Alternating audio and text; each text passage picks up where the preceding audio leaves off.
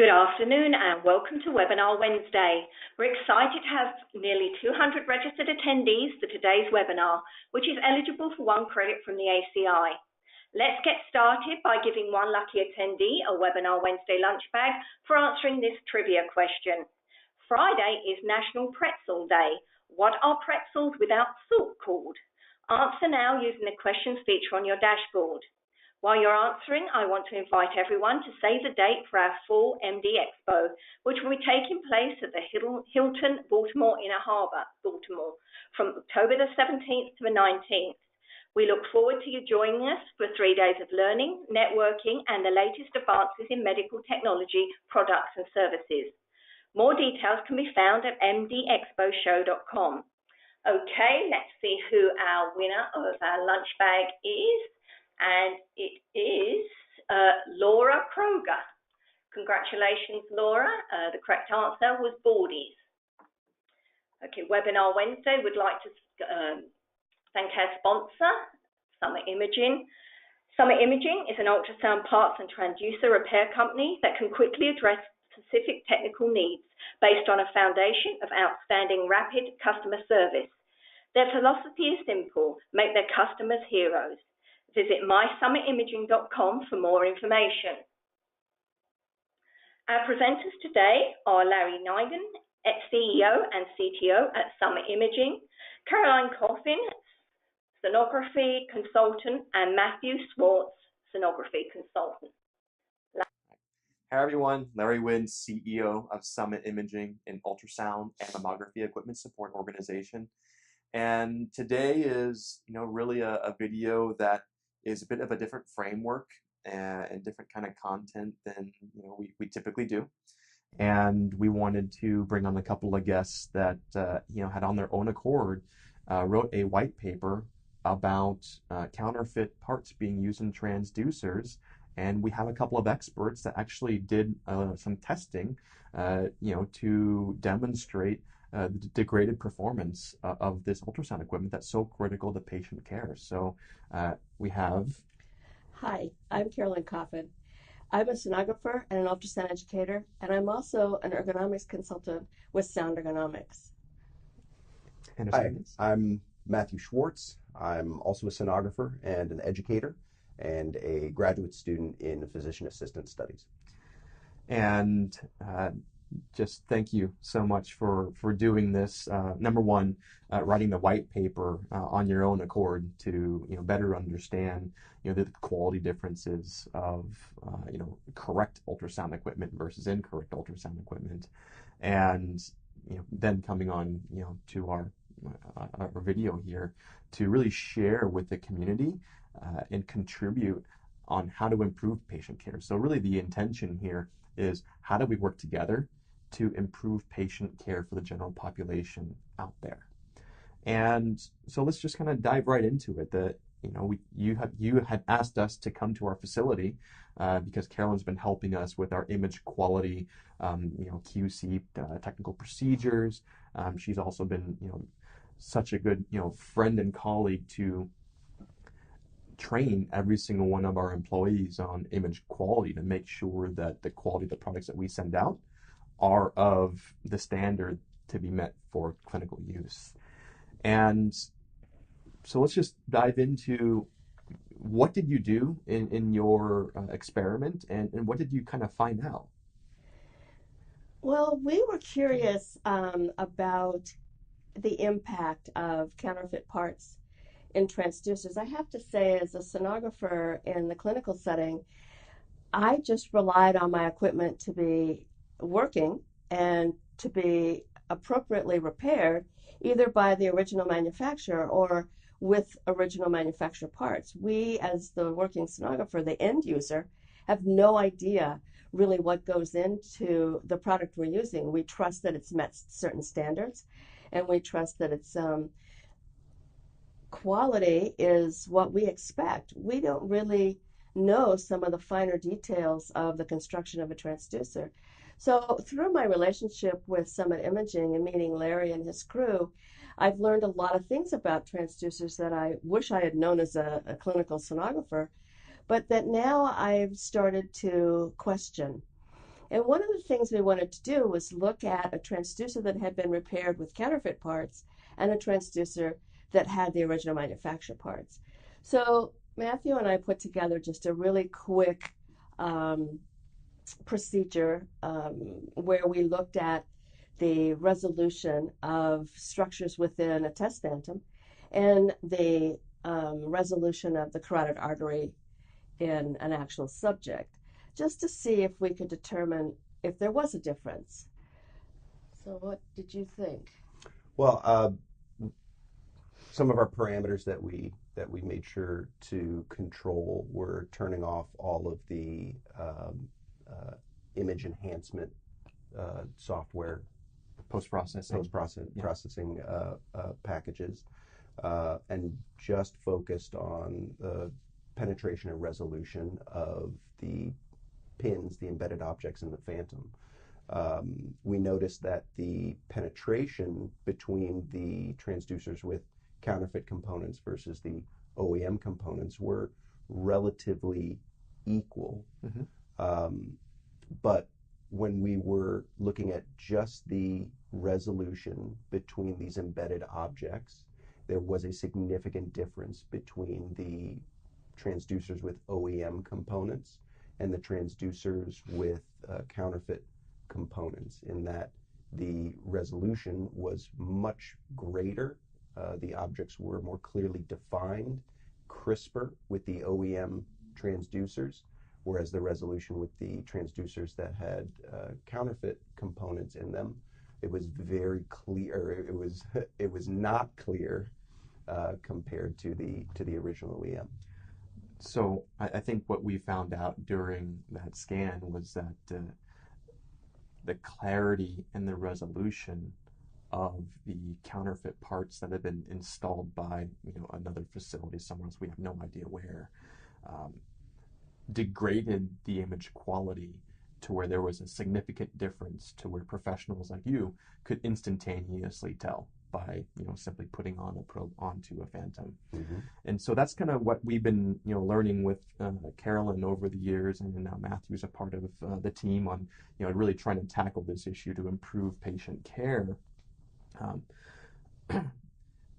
Let's chat about the patient and what your thoughts are on, because of the degraded resolution. I think what's really interesting here, just to kind of throw into the conversation, is that the regulation right now for transducers is acoustic power, and there's actually a lot of information about that on the FDA website, linked down below if you are interested.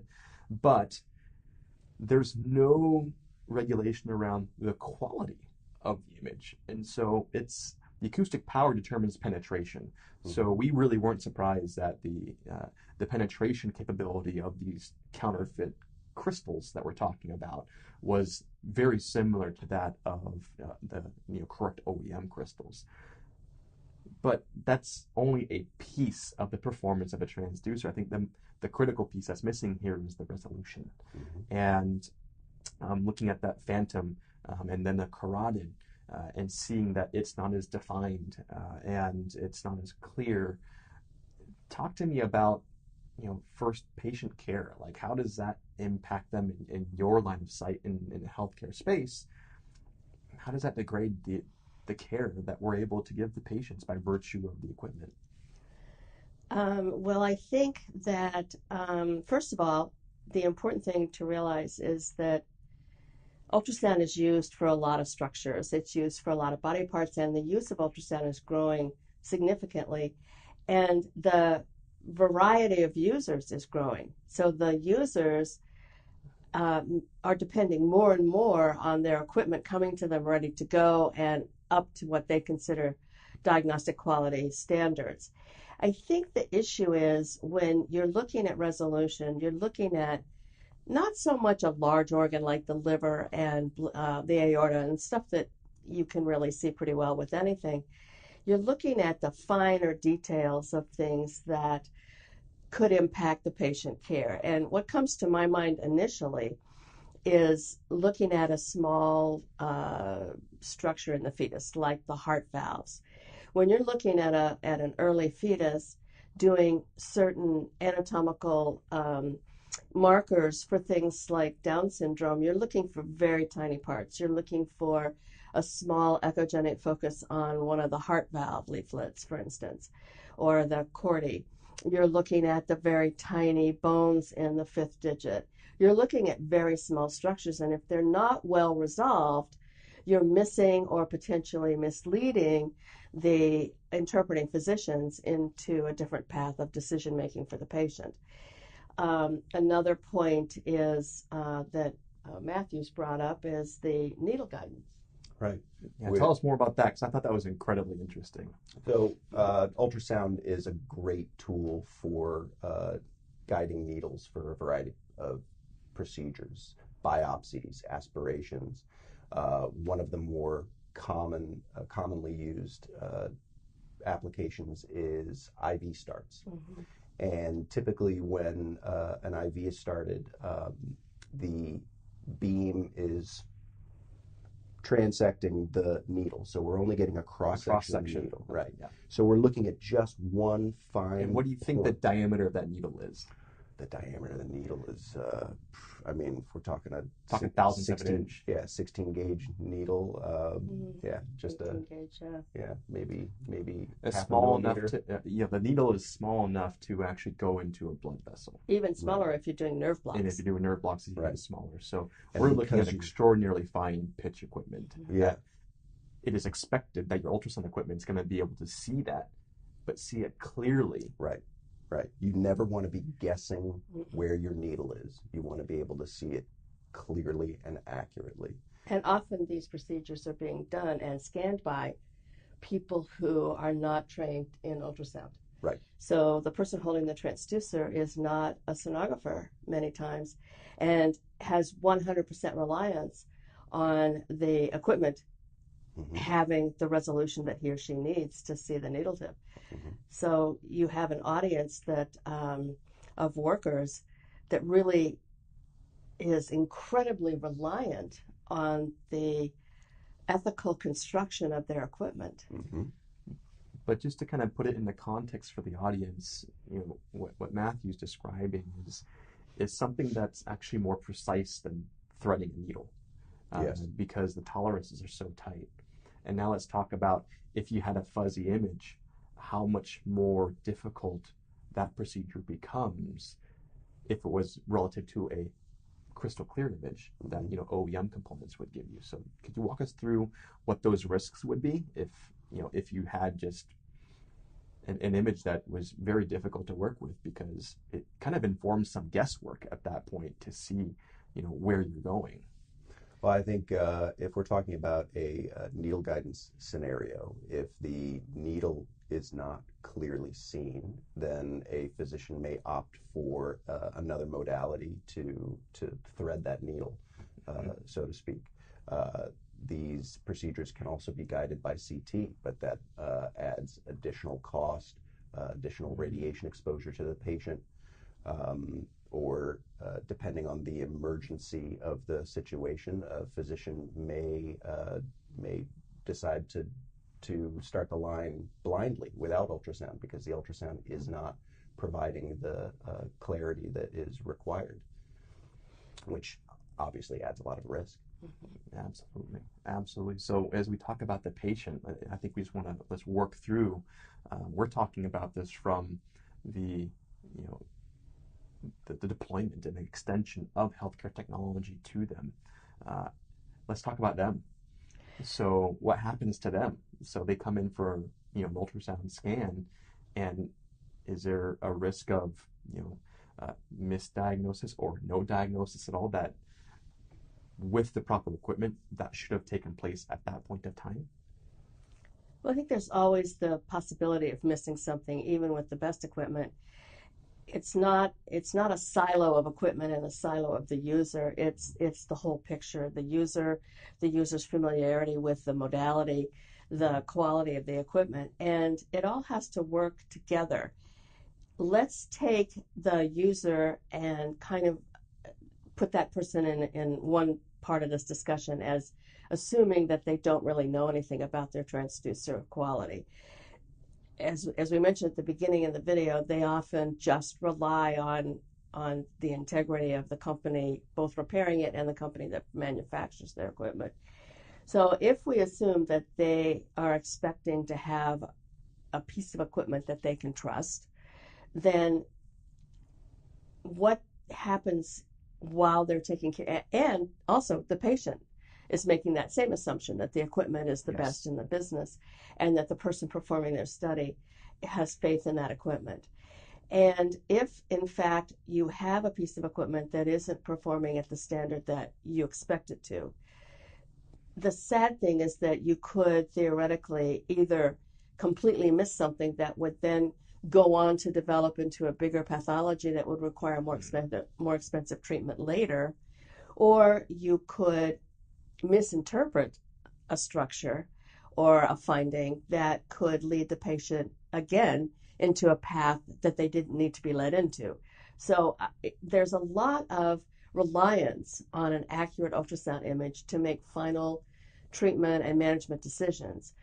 As I mentioned earlier with the fetus, there's decision making to be made about delivery methodology.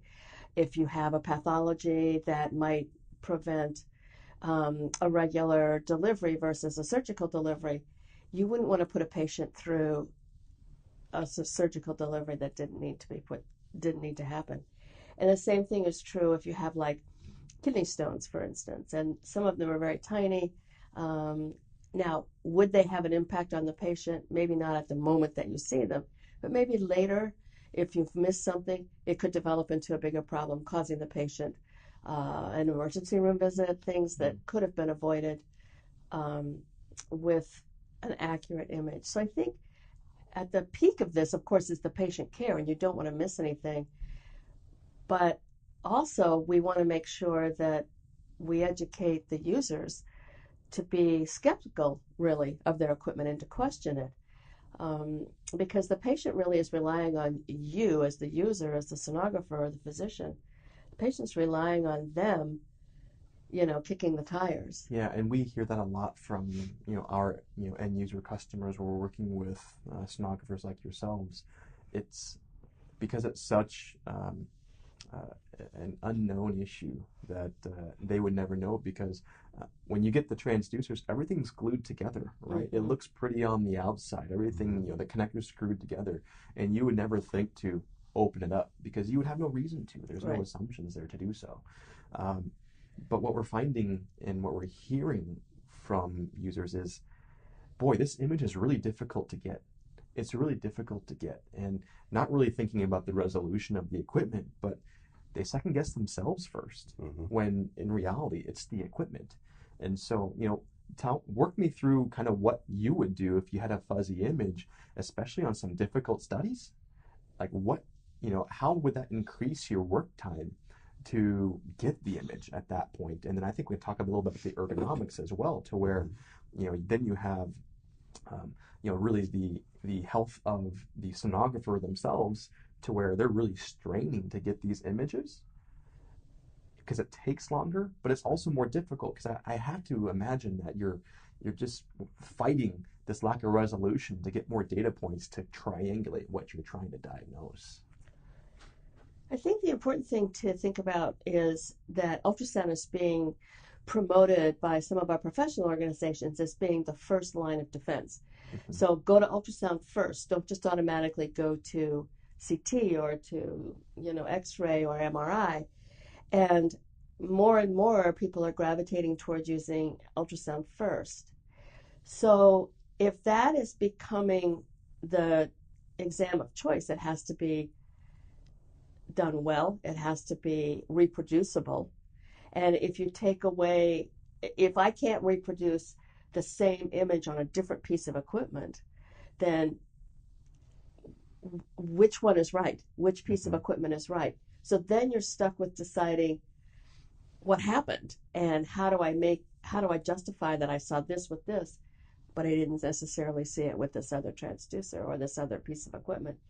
So it's a complicated issue as I see it, and I think that as I mentioned earlier, the user is relying on it to work. If you have a difficult exam, it could be a lot of things. It could be the transducer, it could be the ultrasound system itself, it could be the patient's size or patient's body habitus. And there's enough things in the body that react to sound or produce the image without you having to also worry about the transducer being as good as it can be. And from an ergonomic standpoint, which is something that is dear to my heart, is the longer it takes to get an image, whether it's the patient size or patient's body, or whether it's the transducer itself, the longer it takes to acquire the images you need for a full study, the longer you're holding the transducer and the longer you're being exposed to risk factors for musculoskeletal disorders and for injury. Not to mention the fact that it can be very frustrating if you can't clean your image up. There's a level of frustration that just takes over the exam for the sonographers, and that compounds injury, it compounds your relationship with your patient. So there's a whole lot involved in a bad image, more than just diagnosis. There's an entire relationship with the patient and the equipment that can be degraded and make for a very difficult work day. Mm-hmm. Yeah. I think to Carolyn's point, ultrasound is an incredibly powerful diagnostic tool. And sonographers are in the business of gathering information and answering questions for the radiologists and for the ordering physicians in order to prepare and inform a treatment plan for the patient. And it's not uncommon that ultrasound is unable to answer a particular question. And as Carolyn mentioned, there are lots of different factors to why that might happen. And a report might read not seen or not well seen. And when ultrasound is unable to answer a diagnostic question, the patient is then moved forward in the diagnostic process of either being subjected to additional testing, which may offer more radiation exposure, CT/MR, X-ray, or could, as Carolyn mentioned, create a delay to treatment. That if the alternative is to wait a week and return for another scan or to have serial ultrasounds, every step that is added beyond that initial scan where the question could have caught it with the correct equipment. Right, exactly. Yeah. If it wasn't answered, that just adds more time and more cost, more stress to the patient in that path to find a diagnosis. And that has a ripple effect throughout the healthcare system. And obviously, if a sonographer is spending that kind of time to answer a question, knowing that the alternative is further studies, more radiation exposure, more delays towards a treatment plan, then a dedicated sonographer is going to push themselves to clean up that image and find that answer. And that puts a lot of strain on the sonographer themselves. Yeah. And it puts a lot of strain on department resources, because in today's world, everybody's... It's not productive, right? Right. I think that's really at the end of the day, is that you want to help as many patients as you can. And the departments are really pushing us and pushing the clinical sonographers to more throughput. From their perspective, it's productivity as part of their financial picture.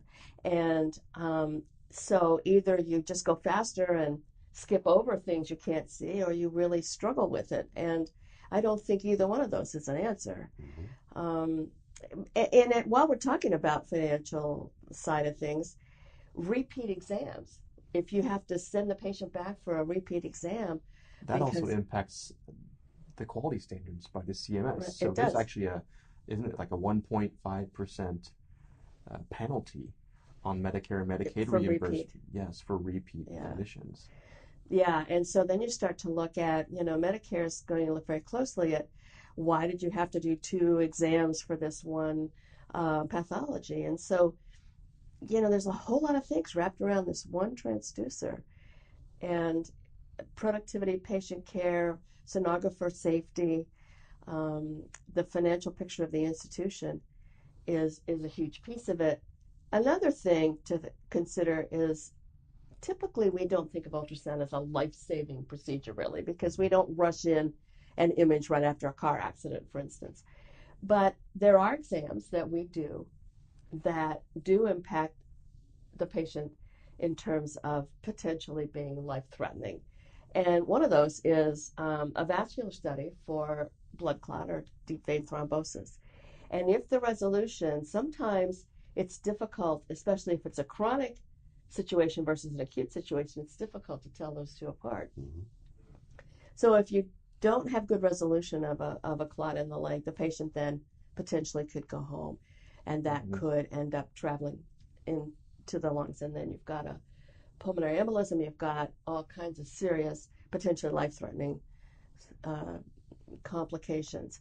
So there's a lot to it that I don't think people have really, including sonographers, have really given significant thought to. Yeah. So I think that's why we're doing this video, is because we wanted to contribute to healthcare by educating on these different optics and perspectives of healthcare. I mean, we see it from really an equipment support and supplier side, and you see it from the clinical side. And I think what's so fascinating about the conversations that we just have around the lunch table, and now formally bringing it here in front of a camera, is that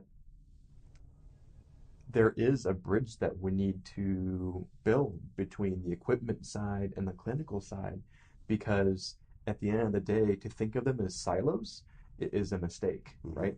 This is an ecosystem where there's an absolute dependency, and we all depend on each other to provide the best patient care. And, you know, for us, we've been doing this for a very long time, and you know, just so happy that we have the resources like this available to us to make sure that we can make a positive impact to patient care. And you know, I think a question I wanted to ask was, we keep talking about not just the repeat scans of the ultrasound study, but talking about it unnecessarily moving to an MR or a CT. I mean, is that a geometric growth in healthcare costs at that point? Because ultrasound, I think we're relying on this technology because if you look at the imaging department, the cost basis of ultrasound is the least expensive, but it's becoming more capable. Therefore, a great way to lower healthcare costs is to actually lean on ultrasound more. And so if we can't lean on it more because the equipment is degraded with counterfeit parts inside of them, then what does that cost structure look like for a healthcare facility and a patient if they actually have to move upstream to more intensive imaging? So would we say that the cost would be of an ultrasound scan is far less than an MR or a CT scan? The billing charge is less. Hospitals get more revenue when they order a CT or an MR. But in terms of the overall cost to the healthcare system, by ordering exams that are far more expensive, it does contribute, I think, to the inflating overall costs of healthcare. I think the important thing is that the right tests be used and the right tests be ordered. Sometimes let's do an ultrasound first, and then if we don't see what we want to see, then we move on. So that kind of thinking has to come into it, and I'm not sure that's always the best for the patient. But certainly, if we are focusing on the quality of our equipment, then you would move on to a higher study if you don't have the resolution. It would be absolutely necessary, right? If you don't have the resolution you need. So not only you're paying for an ultrasound, but you're paying for an MR or CT. But I think for just a general population of health, for who we serve, I think the message I was trying to convey is that it's better if we really lean on ultrasound to do the initial diagnosis and reduce or increase the yield of diagnosis there with the right equipment, because then that that sample or that percentage of patients that where counterfeit equipment could be used on them would continue to move upstream to the more aggressive imaging.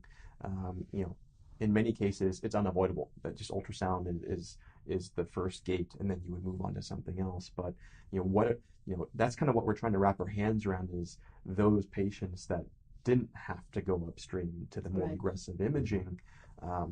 Even if it's just one, Yeah. right?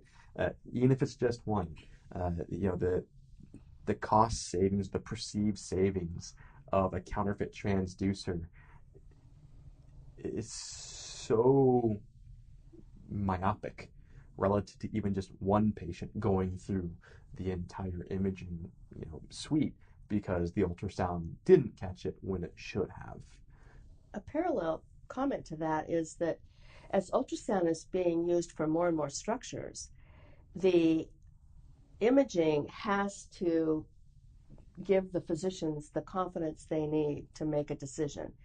And so for instance, if you look at musculoskeletal ultrasound, forever, shoulder imaging was X-ray or, some of the more expensive modalities, including arthrography, which is, injecting a dye and radiation exposure and all the risks that are associated with that. But it was the gold standard, and it was what the orthopedic physicians relied on. When ultrasound attempted to show them that you could easily image the shoulder and produce some of the same results, they were a little slow to be comfortable with that. So if you want quality imaging with ultrasound so that you can apply it to new modalities with confidence and get it accepted over the gold standard, you've got to have the resolution from the beginning, or you're going to lose your audience that you're trying to convince. And I think that's the exciting part about ultrasound. Because of the resolution, we're able to see so much more. Therefore, you can diagnose so much more without any invasive scanning. And that just gets better. Yeah. So we kind of talked about the ballooning healthcare costs that are unnecessary. We can even add in equipment downtime. The frequency of failure of these counterfeit parts is much higher. So, when your equipment goes down, you just can't scan anymore, right? And so that's a bad business model for imaging departments. But number two, it's bad for the patients, especially because they need to be rescheduled. Right?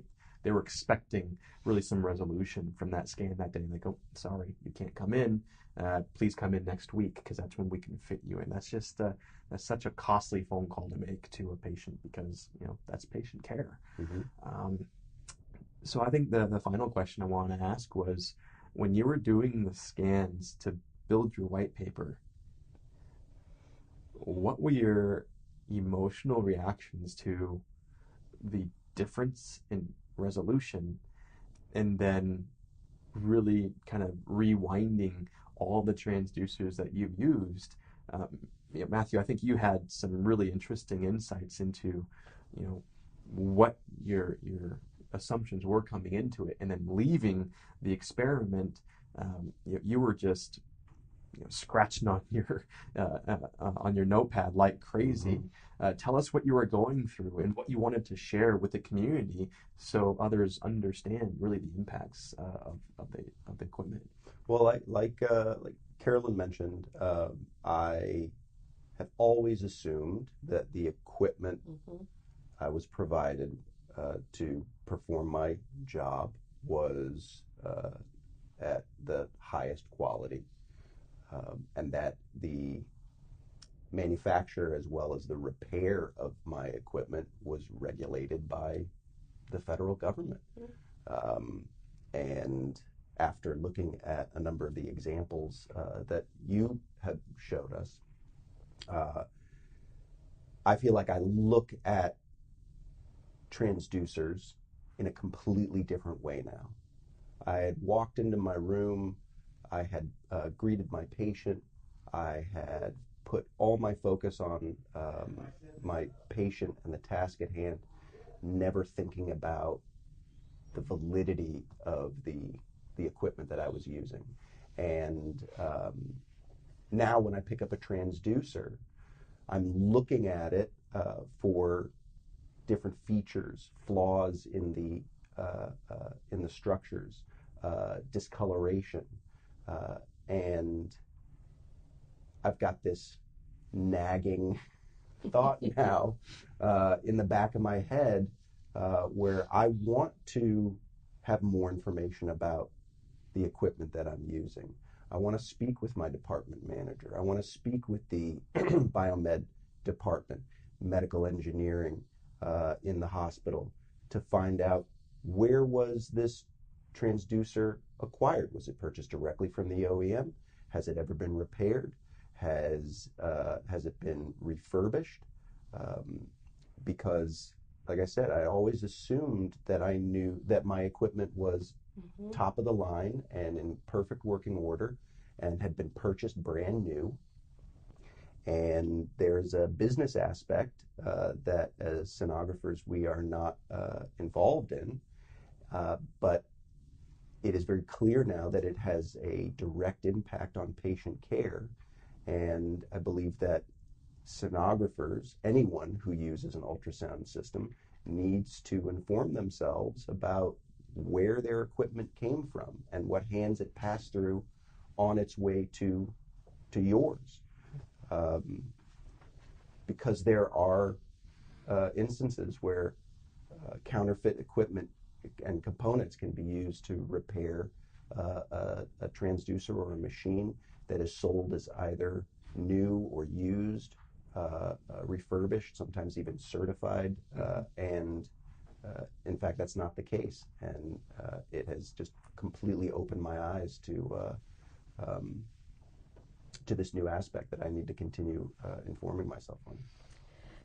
For me, it's like realizing that you're at the mercy of the repair facility as a sonographer, because you just don't know. The mercy of patient care and really the productivity as well. Yeah, the diagnostic quality.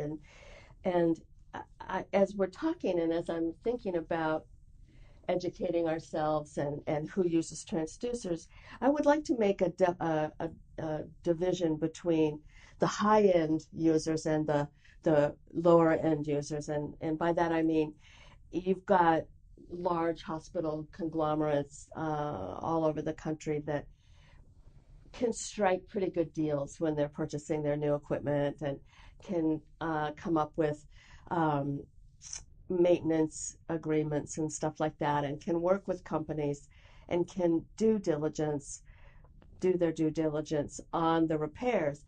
But what also worries me is the smaller facilities. Like, let's say you have a small private office in a more rural community. What they're at the mercy of is who's willing to show up. Right. And cost. Yep. So they're looking for an affordable piece of equipment, maybe on the secondhand market, and they're looking for the best deal they can get. And so what they don't realize is the best deal that they can get may be the worst deal that they're getting.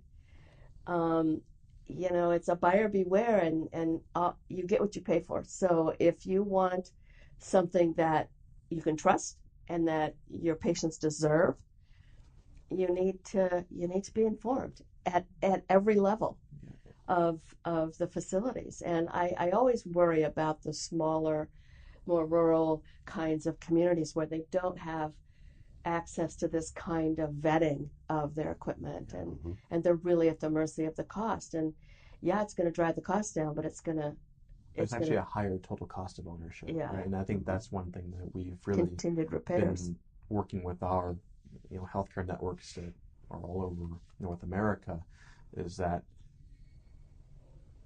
if you look at the counterfeit transducers and it's just awkward on how some of these things kind of go through, right? Over in China, they'll actually build a whole probe that looks identical to a transducer here, and then somebody just bolts on the connector that has an OEM serial number, and then they send it back out to the healthcare community for them to use it. We don't think that's right. We think that's wrong. It's there's a whole host of things. That's our other videos that we have on our channel, but it's kind of breaking down what you just said is, buyer beware. It's the transaction may be a little bit less expensive, but it's going to cost you so much more. And we just started. This is just the first of many videos and white papers that you've told me that you're going to write. But this is just kind of a first, episode, I would say, to begin the conversation on what are all the spokes that are impacted by this counterfeit piece of healthcare equipment.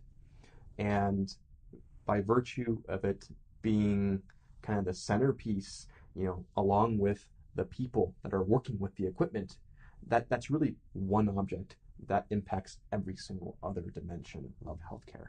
And, we're going to talk more about how that's going to look and, diving deep into all of these, broader topics that we spoke about today. But, that total cost of ownership is that, it may be cheaper today, but in 3 to 9 months, it's going to be 4 times more expensive because you may pay a little bit less today, but you actually bought it 3 times because it failed 3 times more than if you just bought the right thing or got the repaired right the first time and just lasted the entire way through. So I think what's really complicated about articulating these soft costs, I would say, is that it doesn't really show up directly in these financial statements that everybody's looking at. Yeah. And at the end of the day, it's going to percolate down to that. But at the same token, there's just so many moving parts because our healthcare systems are so complicated now.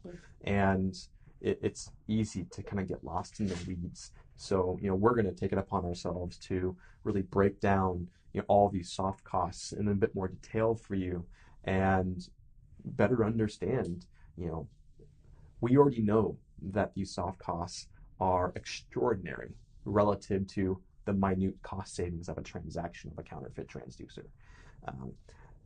We need to continue to have those conversations to understand how large that problem is. So I think what we're going into today's conversation is that we know the costs are extraordinary for a one-time transaction savings. Now we're trying to figure out how extraordinary or how large that is. So the answer is obvious today. Now we're just going to try to codify it on, really how large is that ecosystem that's impacted. Well, I guess the million-dollar question is, if you had a counterfeit probe or a probe that looked OEM with counterfeit parts inside, would you use it? No. No. You heard it from the experts. So I just wanted to say thank you to both of you. Looking forward to your next, white paper on diving into some of the details. And, thank you, audience, for joining us on this webinar and on our YouTube channel.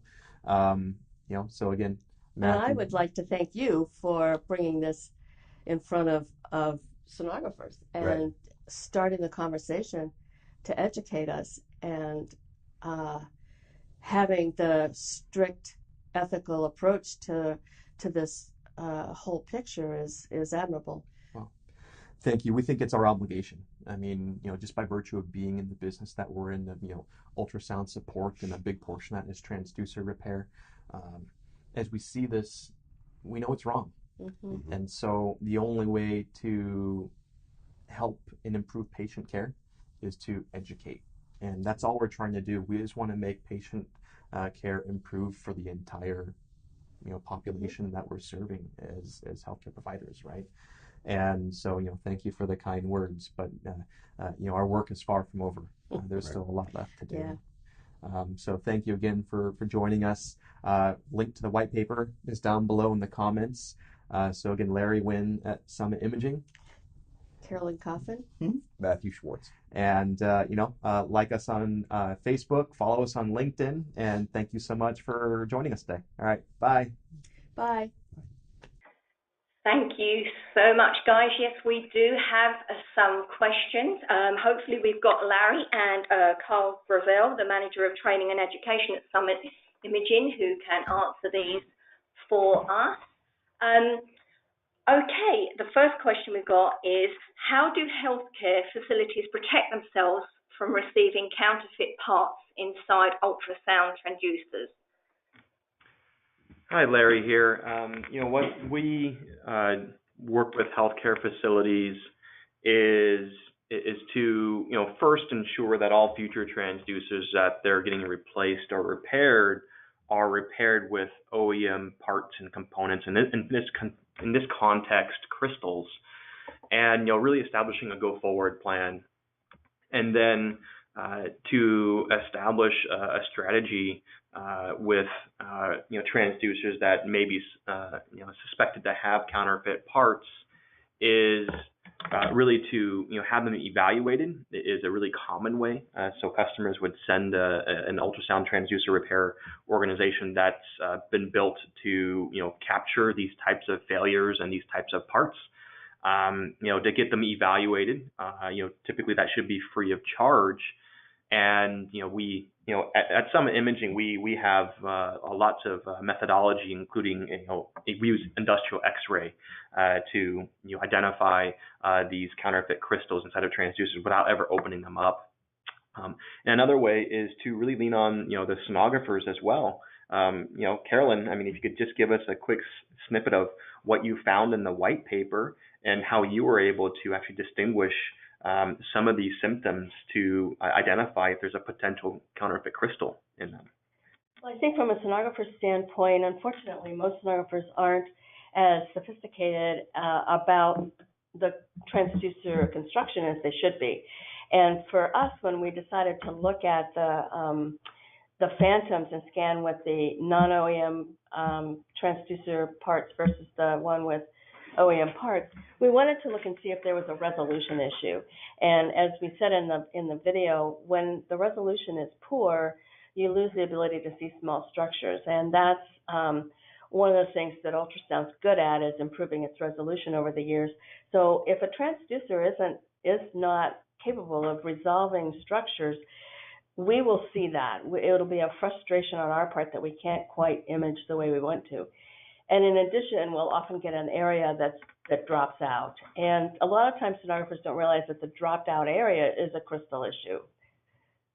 So those are the things that really we see right off the bat. And taking a known good transducer and then scanning that in parallel with a suspected non-OEM or counterfeit crystal is a really great way to capture. It jumps out at you when you're doing a side-by-side comparison. Okay, I've got a couple here about crystals. I've got one that says, what are counterfeit crystals? And also, how do you confirm OEM versus counterfeit crystals?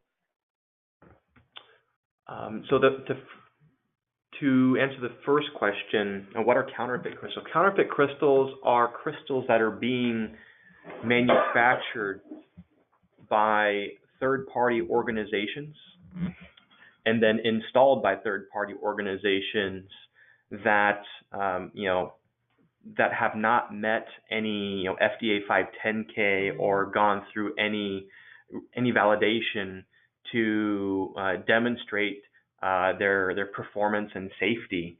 And really the issue with that is we've just proven through this white paper that the quality of resolution is far inferior to that of an OEM crystal, that it really impacts patient care and the diagnostic quality and capability of the technology that we expect it to do today. And so, when we're talking about the OEM crystals, I think the second question is, how do you, ensure that OEM crystals are in your repairs and in your replacement transducers when really interacting and trying to find these medical devices in the open market. And for us, our customers are always really doing quality inspections and ensuring that the quality system, in the context of this conversation being 1345 2016 standards, while that's a fantastic certification to have for your quality management system, actually being able to call out inside the QMS itself and seeing the literature that these companies we all put together that says that the validation of the components that are being used inside the repairs and inside of the probes that are being repaired to sell as replacements, that those procedures are in place. to protect the healthcare facilities.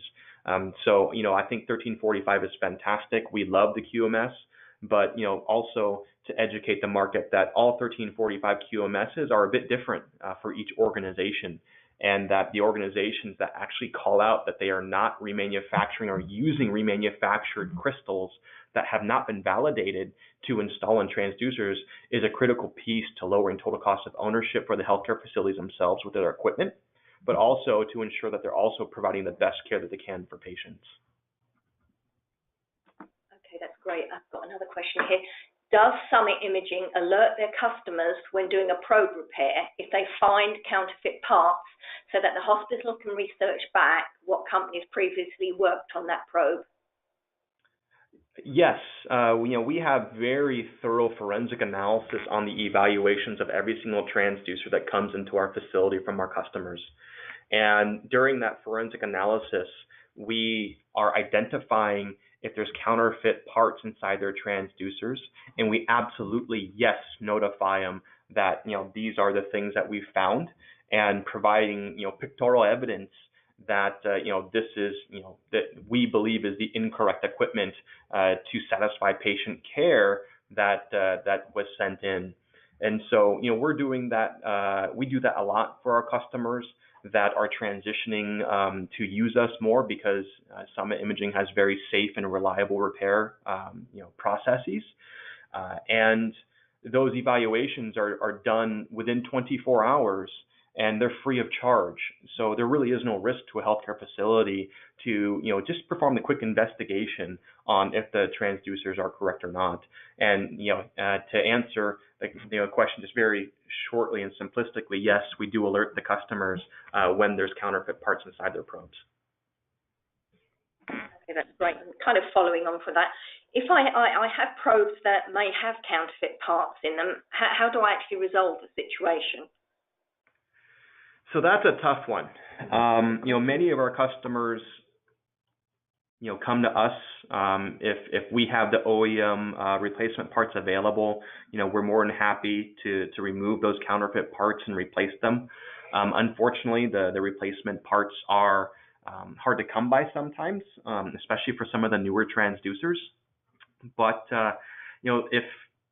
if you suspect that you have counterfeit parts inside your transducers, Summit Imaging is always more than willing to help and build those relationships to educate end users on what this is.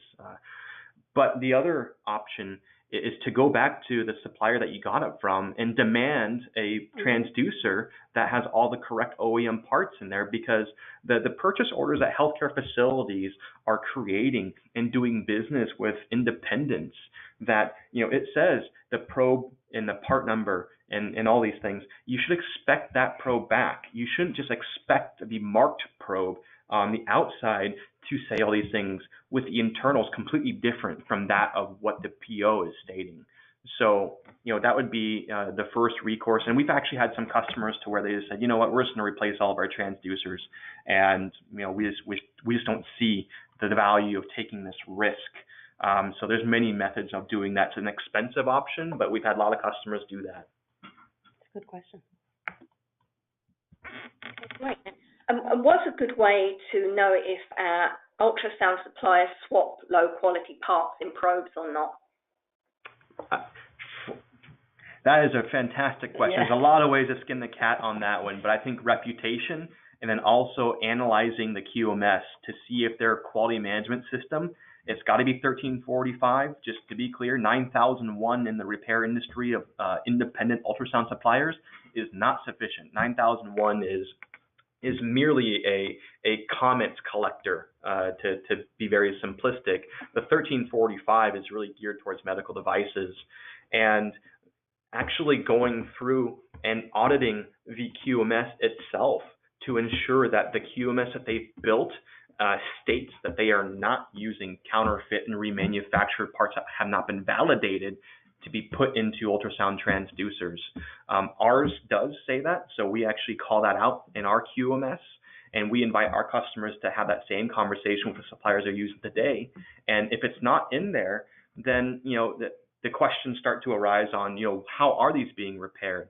And also wanted to debunk a rumor out there to where if you're buying replacement transducers, that they have OEM crystals in there too. Just to be really clear that the industry, the replacement transaction is the same type of transaction as a repair.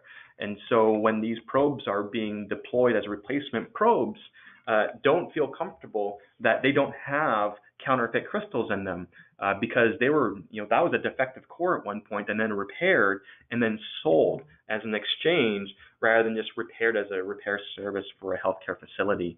And so the other piece is reputation. So reach out to your colleagues who's doing business with all these ultrasound suppliers, and looking at the success rates and the success rate in quality and patient care. Reputation, I think, is paramount in this space, and I think that really is earned through the market of customers, which are healthcare facilities. So those are the two ways we would go about it. And then there's also a good old-fashioned quality audit and going through the procedures of a healthcare of an ultrasound supplier as well, visiting on site, going through a repair, and looking at the procedures that they should have in place. Okay, that's great. We've got time just for one more question. Do you see a higher frequency of failure in the counterfeit parts? Absolutely, yes. There is no question that there is a higher frequency of failure.